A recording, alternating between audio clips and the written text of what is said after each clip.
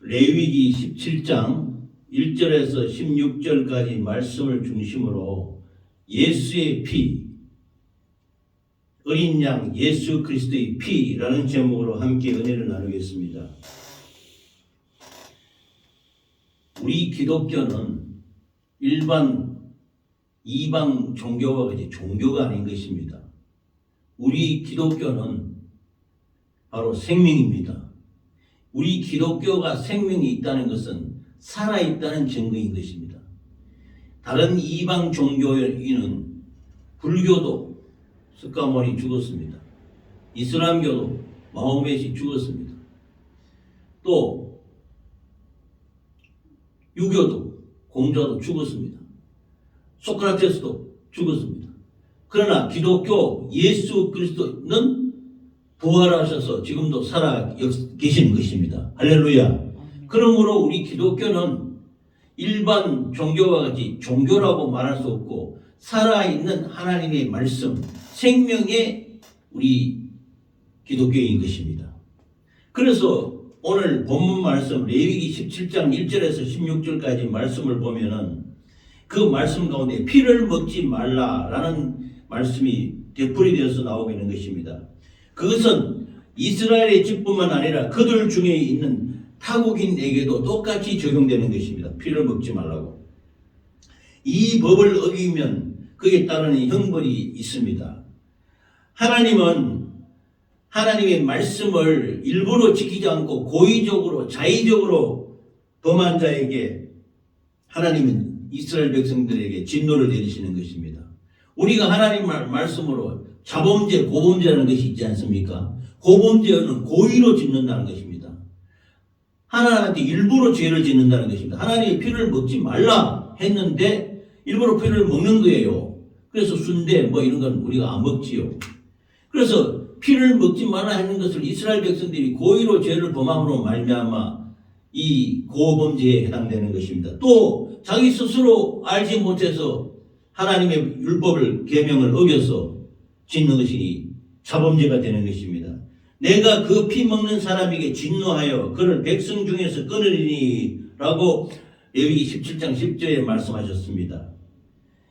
그래서 우리 기독교는 예수 그리스도의 피를 예수 그리스도께서 말씀이 육신이 되어 우리 가운데 거하시며 아버지의 독생자의 영광을 보니 은혜와 진리가 충만하더라 라는 그 말씀으로 육신이 되어 태어나신 예수 그리스도가 이 땅에서 33년 반 동안 생활하다가 3년 반 동의 공생애를 통해서 하나님의 말씀을 이루시고 이 이루신 말씀에 따라서 십자가에서 피 흘려 죽으심으로 말미암아 우리 죄를 대신 대속하시고 구속하시고 3일 만에 무덤 속에 들어갔다가 3일 만에 부활하심으로 말미암아 죄는 죽어버리고 예수의 생명으로 우리가 되살아나는 것입니다.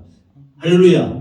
그래서 예수 그리스도의 피로 우리가 죄사함 받고 구속받고 예수 그리스도의 생명으로 되살아나는 것이 우리 기독교인 것입니다. 그러므로 우리 기독교를 일반 종교와 비견해서는 안 되는 것입니다.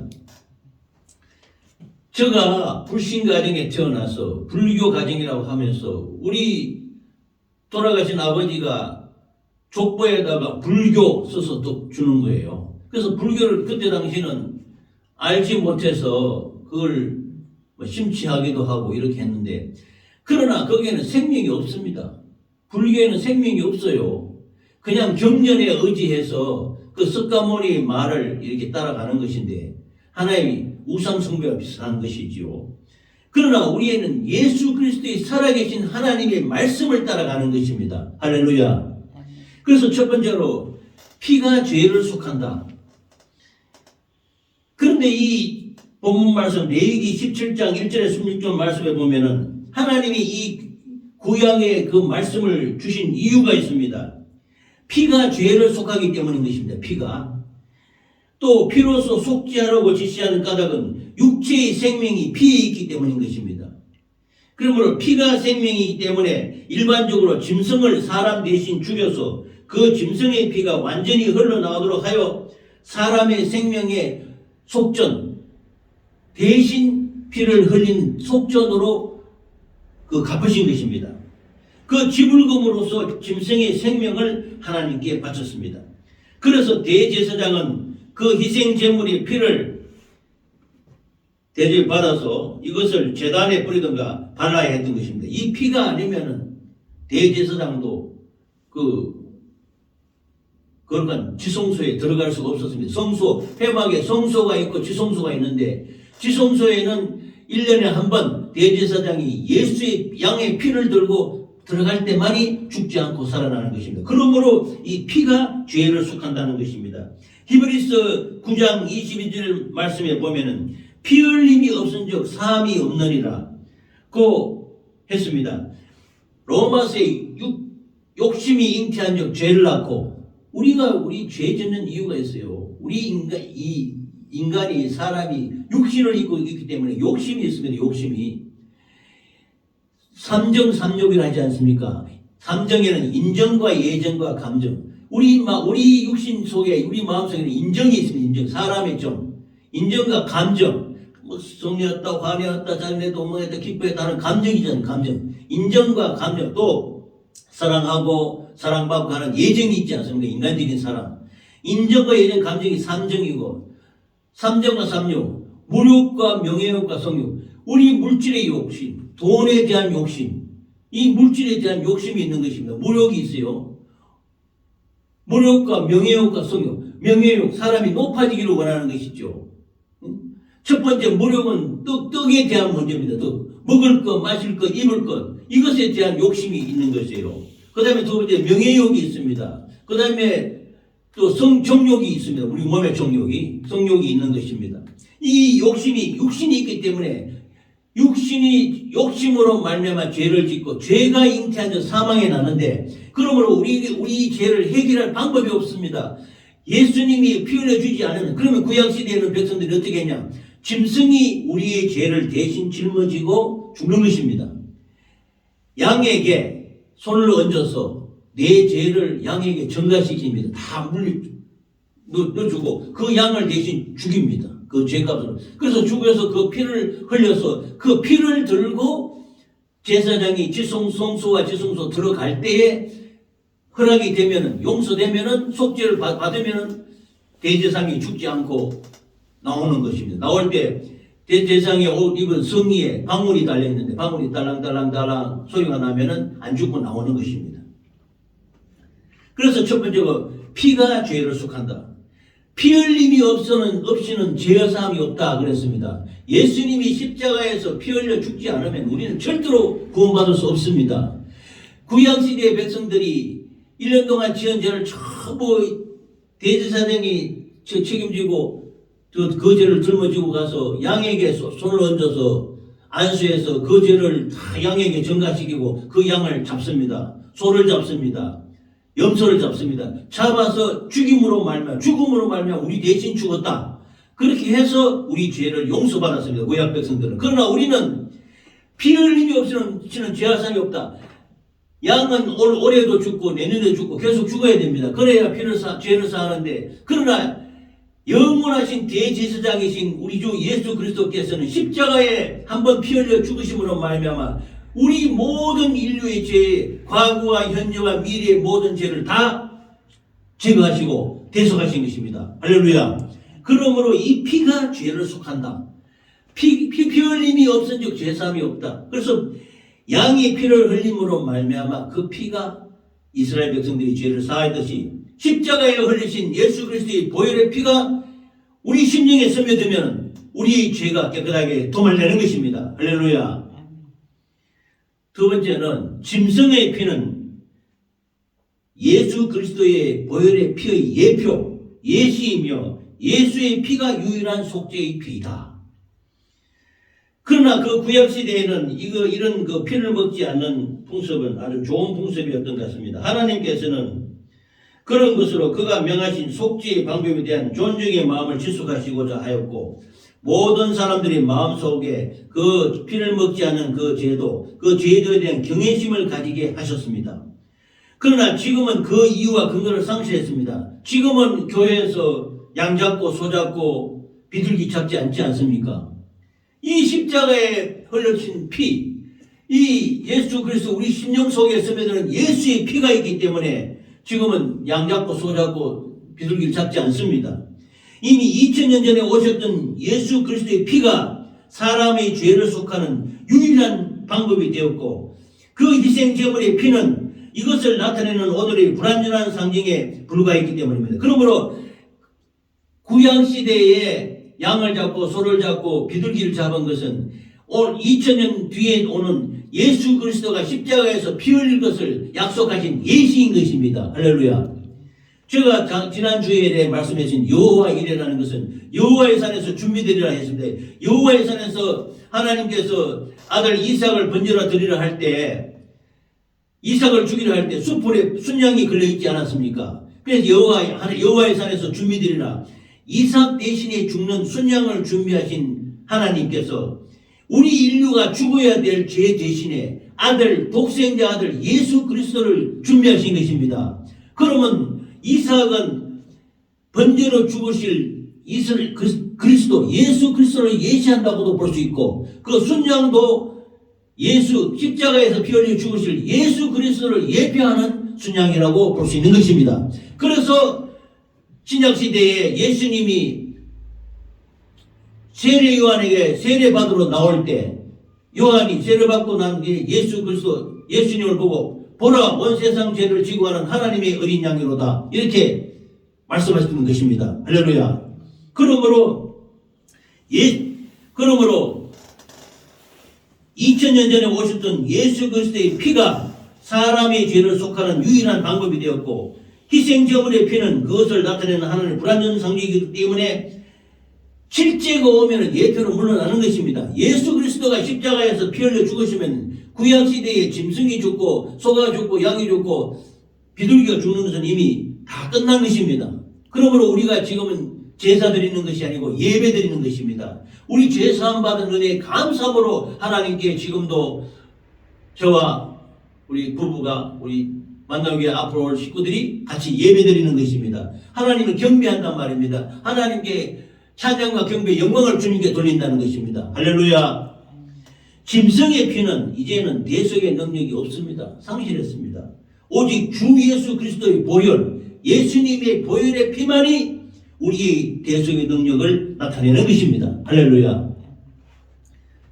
두 번째로 예수의 피는 우리를 구원하게 하는, 구원받게 하는 피이다.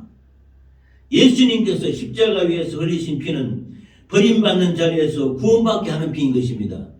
우리가 겉으로 보면은 예수님이 죄로 말미암아 죄인과 같이 붙잡혀서 양쪽에 십자가 골고다 산상에 세 십자가가 있었는데 양쪽에 두 강도, 살인자 강도들이 걸려있고 예수님이 가운데 강도와 같이 죽임을 당했어요. 그럼 버림받는 자리에서 피를 흘렸는데 그 피가 우리의 구원이 되는 것입니다. 그냥 내버려 두었다면 여러분과 저는 영원히 하나님으로부터 버림받고 육체는 썩어지고 우리의 속사람은 세월이 흘러가도 결코 꺼지지 않는 영원한 유황불, 지옥불에 들어갈 수밖에 없는 우리 신세였습니다. 저는 더더구나 불신 가정에 태어나서 예수님을 알지 못하고 자행자재하며 내 마음대로 정욕대로 살았던 자가 아닙니까? 그러나 공의로우신 하나님께서 참 나의 길을 택하셔 주셔서 믿음의 가정에 귀한 참 이 자식을, 저 자녀를 저에게 주셔서 우리 부부가 돼서 제가 예수 믿고 구원되었으니 내가 얼마나 감사합니까? 이것도 다 회복이 되어서 예수 믿어도 아무 핍박이나 없이 이렇게 된 것 아닙니까? 오히려 복음 전도를 못해서 이렇게 안타까울 뿐인데, 우리 귀한 김문사를 통해서 제가 예수 믿고 구원받은 것은 끊을 수 없는 유황불에 들어가야 될 비참한 존재가 예수님의 보혈의 피로 구원받아서 이렇게 이 자리까지 서서 하나님의 말씀을 증거하니 감사하고 감사할 뿐인 것입니다. 할렐루야. 영원히 우리 인생이 하나님과 분리되어서 죽고 싶어도 죽을 수 없는 가장 비극적이고 처참한 그 지옥의 고통에서 몸부림칠 존재를 우리들이 내가 하나님의 은혜로 예수 그리스도의 십자가 보혈의 피를 알고서 그 피로 말미암아 죄사함 받고 이렇게 하나님 자녀가 되어서 또 목사가 되어서 하나님께 이렇게 말씀을 증거하며 주님께 감사 찬양 올리니 참 은혜가 지극하기 짝이 없습니다. 감사와 영광을 돌리지 않을 수 없는 것입니다. 할렐루야. 이런 사명을 우리 김군사 참 남편을 구원하고 자녀를 믿음으로 양육하고 이런 그 공은 하나님 앞에 있을 것입니다. 하나님이 그 심령에 평안을 주시고 건강을 주실 줄 믿습니다. 이제는 앞으로 우리 만나교회가 저와 아내가 더불어 참 하나님 복 주셔서 잘 될 줄 믿습니다. 창대하게 될 줄 믿습니다. 영육간에 강건함으로 주의 일을 잘하게 하실 줄 믿습니다. 되고 안 되는 거는 하나님 성령에 달렸어요. 우리는 그냥 하나님이 도구로 쓰임 받을 뿐인 것입니다. 처참한 지옥의 고통에서 구원해 주신 은혜만으로도 감사한데 이렇게 교회도 세우고 하나님 은혜 앞에 찬양하고 영광을 돌리니 얼마 감사무지한 것입니다. 황공하옵기 그지 없는 것입니다. 할렐루야. 세 번째로 예수님은 우리 대속의 피를 흘려주셨습니다. 그런데 우리들을 대신하여 예수님께서 십자가 위에서 피를 흘려주셨던 것입니다. 우리를 대신했단 말이에요. 대신해서 죽었다. 대속. 예수님께서는 우리의 죄를 대신 짊어지시고 원수들에게 둘러싸여서 대속의 죽음을 죽으신 것입니다. 겉으로는 이스라엘 백성들이 예수님을 십자가에 못 박아서서 할 때 대제사장이 믿음으로 한 건 아니죠. 뭐라고 했냐면 한 사람이 죽어 우리 민족의 죄를 대속하는 것이 낫지 않냐 하면서 예수님을 죽이라고 하는 것입니다. 그 성경에는 어떻게 기록되냐면 그 말은 그 해에 그가 대제사장인 고로 예수님이 자기 백성이 모든 죄를 짊어지고 죽을 것을 미리 말하였다. 이렇게 했습니다. 악인도 악한 날에는 악한 걸 쓰지만 악인의 입에 나오는 하나님의 말씀도 말씀인 것입니다. 대제사장이 예수 저를 죽여라. 죽으면 우리 대신 저를 죽이면은 저 때문에 우리 민족이 산다. 이렇게 말하는 것이에요. 그의 대제사장인 고로 예수님이 죽으심으로 말하자면 자기 백성들을 구원할 것을 미리 말을 한 것이라 이렇게 표현하고 있는 것입니다. 그러므로 예수님은 대속의 피를 흘려서 저와 여러분을 구원하신 것입니다. 예수님께서 십자가에서 하나님께 버림받고 피를 흘림으로써 우리가 영원히 버림받을 처지에서 구속받게 된 것입니다. 예수님이 십자가에 죽으실 때 엘리 라마 사박다니 아버지여 어찌하여 나를 버리시나이까 이렇게 했습니다. 그 고통이 처참했다는 것이죠. 버림받은 그 순간에는 하늘문이 닫히고 하나님이 눈 감아버린 거예요. 패션 오브 크라이스트 그런 김건사 우리 영화 본 적이 있지 않습니까? 그 멜 깁슨이라는 영화 그 배우가 나오는 그 장면이잖아요. 그 특히 그 영화가 좀 사실적인 그런 표현이 나타낸 것이 그 주인공이 빌라도 법정에서 채찍질 맞는 장면을 보면 처참합니다. 온몸이 피투성이가 돼서 40에 하나 감한매를 맞는데 온몸에 다 채찍이 찢겨가지고 피를 흘리는데 그 장면이 어마어마합니다. 그래서 십자가에 피 흘려 죽는데 엘리 라마 사박다니 아버지여 어찌하여 나를 버리시나이까. 예수님이 버림받았기 때문에 우리가 구원받는 것입니다. 우리가 버림받고 처참하게 지옥에 들어갈 작정인데 예수님이 하나님으로부터 버림받고 채찍 맞고 십자가에서 죽으심으로 말하면 우리가 대신 살아난 것입니다. 할렐루야. 얼마나 감사합니까? 그래서 그 패션 오브 크라이스트에 보면 최고의 절정의 장면에 예수님이 십자가에 오르러 아버지여 다 이루었다 하시면서 주여 아버지여 내 영혼을 받소서 할 때 하늘에서 뭐가 한 방울 떨어져요. 그게 뭐냐면 눈물입니다. 눈물. 내가 이제 그걸 보고 참 가슴이 뜨거워졌습니다. 처참했습니다. 하늘에서 물 한 방울이 떨어지는데 하나님의 눈물입니다. 하나님이 자기 독생자를 십자가에 처참하게 죽일 때 하늘에서 눈물이 한 방울이 툭 떨어지는 거야. 그게 아마 하늘에서 떨어진 눈물이니까 땅에 오면 어마어마한 비가 되겠지요. 그러나 십자가 앞에서 그 물이 떨어질 때 그 비가 되어서 내려갈 때 예수님 아들 독생자가 흘리신 피가 그 물을 통해서 쭉 온 세상에 퍼져나가는 장면이 보입니다. 지금도 선명합니다. 그래서 하나님의 아픔, 하나님의 눈물 보고 그게 끄꾸러지지 않은 사람이 누가 있습니까? 하나님이 이렇게 자기 독생자 자기 품에서 나온 독생자를 죽이는 처참한 버림을 주신 것은 우리를 살리기 위해신 것입니다. 할렐루야. 그 예수 그리스도가 우리 대속의 피를 흘려주셨는데 대해서 감사하고 감사하시기 바랍니다. 할렐루야. 기독교는요, 이래서 생명인 것이에요. 하나님의 눈물과 하나님의 그 아픔으로 말미암아 우리가 죄와 허물과 저주와 질병에서 자유했다는 것입니다. 김도사 자유하시기 바랍니다. 강건하시기 바랍니다. 영육간에 강건하시기 바랍니다. 예수의 피로, 예수님 하나님의 눈물로, 하나님의 눈물을 흘려주셨다 우리를 위해서 감사하시기 바랍니다. 그래서 예수님은 대속의 피를 흘려주셨다. 그 다음에 네 번째, 예수님의 피는 보배롭고 우리를 구속하는 능력이 있는 것입니다. 이와 같이 예수님의 피는 보배롭고 우리를 구속할 수 있는 능력이 있는 것입니다. 겟세마네 동산에서 흘린 피는 고집을 꺾고 순종하는 피의 권세를, 빌라도에 들어서 흘리신 피는 병든 육체를 고치는 능력을 우리에게 나타내는 것입니다. 예수님이 피 흘리심으로 말미암아 우리가 나음을 입었다. 이사야서 53장에 보면은 그가 찔림은 우리의 허물이라며 그가 상함은 우리의 죄악이라미라. 그가 징계를 받음으로 우리가 평안을 누리고 그가 채찍에 맞음으로 우리는 나음을 입었도다. 할렐루야. 그래서 기도할 때마다 채찍에 맞음으로 나음을 입었다가 빌라도에서 그 처참하게 그 채찍 끝에 쇠스랑처럼 달리는데 이 채찍이 몸에 박히면은 살갗이 쭉쭉 찢어져요. 그 찢어질 때마다 그 고통이 나에게 임하면 나의 질병이 파괴되는 것입니다. 나의 저주가 무너지는 것입니다. 피를 믿으시기 바랍니다. 예수의 피가 충만하시기를 예수 이름으로 축원합니다. 그래서 예수 그리스도의 흘리신 피가 병든 육체를 고치는 능력을 우리에게 나타내는 것입니다.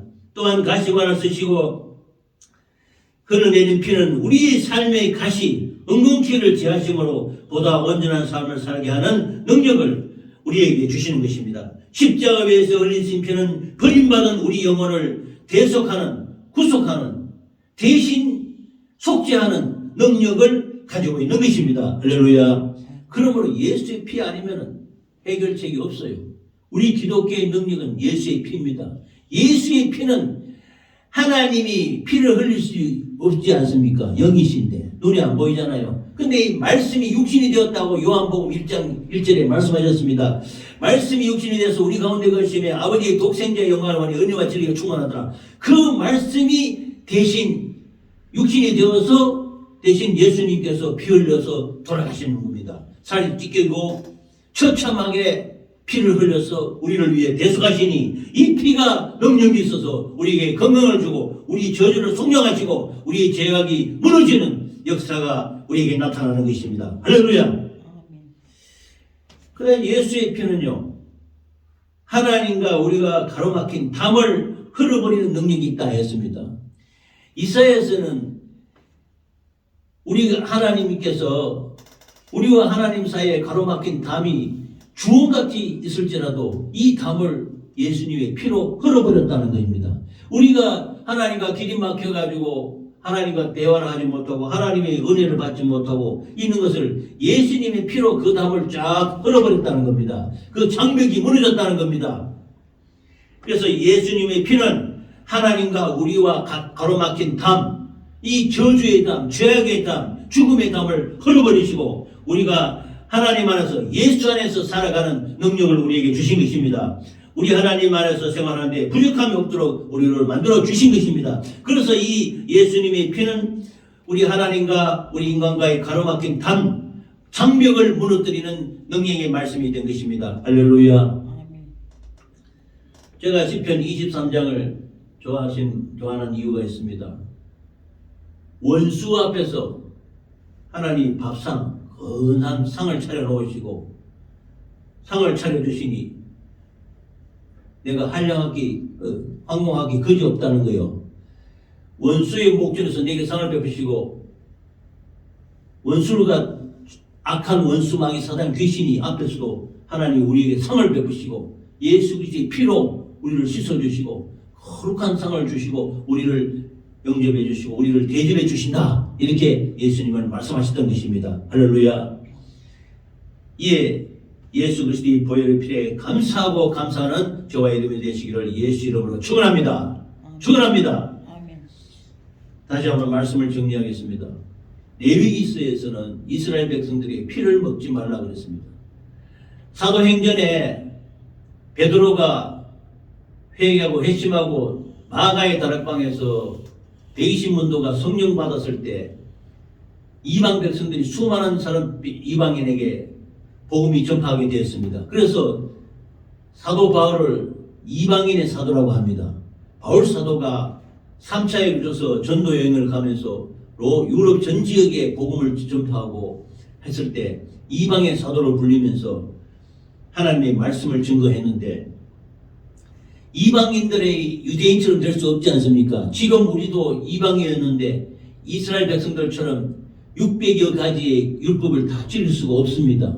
지금 이스라엘에 전쟁이 일어나서 하마스와 엄청난 죽이고 죽는 살육전이 벌어지고 있는데, 저들은 유대교에서는 예수님을 인정하지 않습니다. 예수님은 한낱 천사장 정도밖에, 선지자 정도로만 생각하지 구세주, 메시아로, 그리스도로 인정하지 않습니다.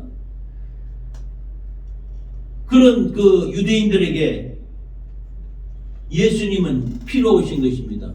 그 구원의 능력이 이방에 전도되게 해서 이방인들이 예수를 믿으면서 구원을 받게 됐습니다. 그러자 베드로가 하나님께 여쭈어서 어떻게 하면 되겠습니까? 네 가지를 지키면 된다. 피를 먹지 마라. 피를. 그 다음에 목묘에 달린 것을 먹지 마라. 음행과 그 다음에 술수하지 마라. 이 음란과 이 네 가지를 하지 말라 그랬어요. 거기에 보면 피를 먹지 말라는 그게 있습니다. 이 네 가지는 이방인이 되어도 유대인처럼 다 살 수는 없지만 600여 가지 율법을 지킬 수 없지만 그런 네 가지, 피를 먹지 말라, 우상 숭배하지 말라, 또 음란하지 마라, 호색하지 마라, 그 다음 목묘 죽이는 것을 먹지 말라, 이런 걸 네 가지를 지켰는데 여기 보면은 피채 먹지 말라고 되어 있어요.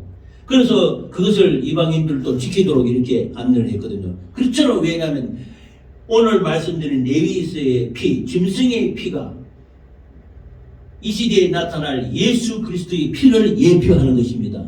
짐승의 피가 예수 그리스도의 우리 구속의 피를 예표하는 것입니다. 그러니까 그거는 예시고 실체가 예수님이 나타나신 것입니다. 실체가 나타나면 그림자는 물러가는 것입니다. 그래서 짐승이 죽고 소가 죽고 양이 죽고 비둘기가 죽던 것은 다 물러가고 예수 그리스도의 피가 남아서 우리를 죄와 허물과 저주와 질병에서 구원하시고 오늘날 이렇게 우리를 구원하시고 우리를 속죄하시고 보배롭고 능력있게 하나님과 가로막힌 모든 담을 철폐하시고 우리를 믿음으로 살게 하신 하나님의 예수의 피에 은혜 감사하는 저와 여러분이 되시기를 예수 이름으로 축원합니다. 아멘. 축원합니다. 아멘. 할렐루야.